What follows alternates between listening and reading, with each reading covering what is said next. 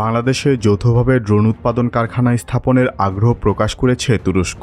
দুই দেশের প্রতিরক্ষা সহযোগিতা আরও গভীর করার অংশ হিসাবে তুরস্ক বাংলাদেশে একটি যৌথ ইউএভি বা ড্রোন উৎপাদন কেন্দ্র স্থাপনের প্রস্তাব দিয়েছে। প্রস্তাব অনুযায়ী তুরস্কের বহুল আলোচিত বায়রাক্তার TB2 ও আকিঞ্চি ধরনের ড্রোনের সহ উৎপাদন বাংলাদেশে হতে পারে। ঢাকায় অনুষ্ঠিত বাংলাদেশ তুরস্ক পররাষ্ট্র সচিব পর্যায়ের বৈঠক এবং পরবর্তী প্রতিরক্ষা আলোচনা ঘিরে এ প্রস্তাব সামনে আসে। একই সঙ্গে তুরস্ক বাংলাদেশকে উন্নত বিমান প্রতিরক্ষা ব্যবস্থা এবং সামরিক বিমান ক্রয়ের প্রস্তাবও দিয়েছে। তুরস্কের পররাষ্ট্রমন্ত্রী হাকান ফিদান বলেছেন, বাংলাদেশ ও তুরস্কের মধ্যে প্রতিরক্ষা শিল্প খাতে সহযোগিতা আরও গভীর ও সম্প্রসারণের উল্লেখযোগ্য সুযোগ রয়েছে।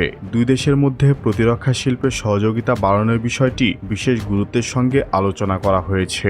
আধুনিক প্রতিরক্ষা প্রযুক্তি, সক্ষমতা উন্নয়ন এবং শিল্প পর্যায়ে যৌথ সহযোগিতার সম্ভাবনা নিয়ে উভয় পক্ষই মতবিনিময় করেছে। বিদ্যমান অংশীদারিত্বকে আরও কার্যকর ও দীর্ঘমেয়াদী কাঠামোর মধ্যে নিয়ে যেতে প্রয়োজনীয় পদক্ষেপ গ্রহণের বিষয়ে আলোচনা হয়েছে। এ খাতে সহযোগিতা শুধু প্রযুক্তি বিনিময়ে সীমাবদ্ধ থাকবে না, বরং ভবিষ্যতে যৌথ উন্নয়ন এবং সক্ষমতা বৃদ্ধির দিকেও মনোযোগী তুরস্ক।